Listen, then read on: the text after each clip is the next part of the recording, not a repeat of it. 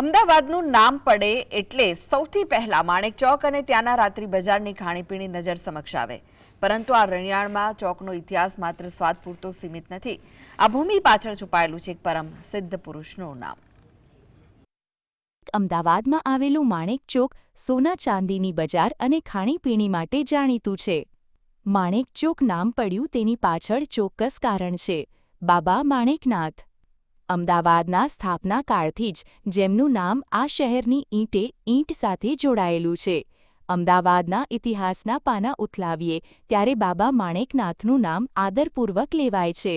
તેઓ તેમના ચમત્કારો માટે જાણીતા હતા અને લોકજીભે ગોદડિયા બાવા તરીકે ઓળખાતા। ચોકને આપ ખાલી ખાણીપીણીની જગ્યા, ઉત્સાહની જગ્યા, પતંગની જગ્યા, શેર માર્કેટ કે સોના ચાંદીની માર્કેટ કે એને થી વધુ એ સમજીએ કે ત્યાં ગુરુ માણેકનાથ અને ગુરુ ગુલાબનાથજીની સમાધિ છે, જે આપણા શહેરના ગુરુ ગણાય છે અને એમના આશીર્વાદથી આજે અમદાવાદ ક્યાંનું ક્યાં પહોંચે છે। જ્યારે સુલતાન અહેમદ શાહે સાબરમતીના કિનારે શહેરનો કિલ્લો ચણવાની શરૂઆત કરી ત્યારે એક અદ્ભુત ઘટના બનતી। બાબા માણેકનાથ નદી કિનારે બેસીને એક ગોદડી સીવતા। દિવસભર શ્રમિકો જે કોટ ચણે રાત્રે બાબા માણેકનાથ જેવી પોતાની ગોદડીના દોરા ઉખેડે કે તરત જ ચણેલો કિલ્લો પણ પડી જતો। આવું સતત ઘણા દિવસો સુધી ચાલ્યું। કંટાળેલા અહેમદ શાહે જ્યારે આ ચમત્કાર પાછળનું કારણ જાણવા બાબાને શોધી કાઢ્યા ત્યારે બાબાએ પોતાની સિદ્ધિનો પરિચય આપ્યો।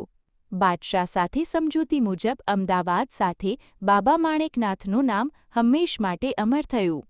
એલિસ બ્રિજના છેડે આવેલા બુરજનું નામ માણેક બુરજ રાખવામાં આવ્યું।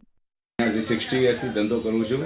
મારી દુકાન માણેકલાલ મંદિરને પાછળ જ છે અને હું અહીંયા મંદિરમાં 40 વર્ષથી રોજ ડેલી આવું છું। અહીંયા પહેલે માથો ટેકીને પછી મંદિરે જાઉં છું। અમારી આ આસ્થા છે અને અમારે એના હિસાબે વધ્યા છે, ફૂલ્યા છે અને ફલ્યા છે। માણેક ચોકમાં જ્યાં બાબા માણેકનાથ અને તેમના શિષ્ય ગુલાબનાથજીએ જીવંત સમાધિ લીધી ત્યાં તેમનું ભવ્ય મંદિર આવેલું છે। દર વર્ષે અમદાવાદ શહેરના સ્થાપના દિને માણેક બુરજ અને આ સમાધિ સ્થળ પર પરંપરાગત પૂજા અર્ચના કરવામાં આવે છે। માણેક ચોક એશિયાનું બીજા નંબરનું સૌથી મોટું ઝવેરી બજાર ગણાય છે।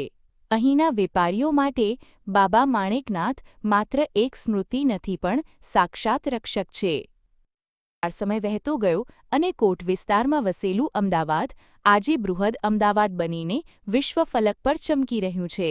છતાં માણેક ચોકની ગલીઓમાં આજે પણ બાબા માણેકનાથની હાજરી વર્તાય છે।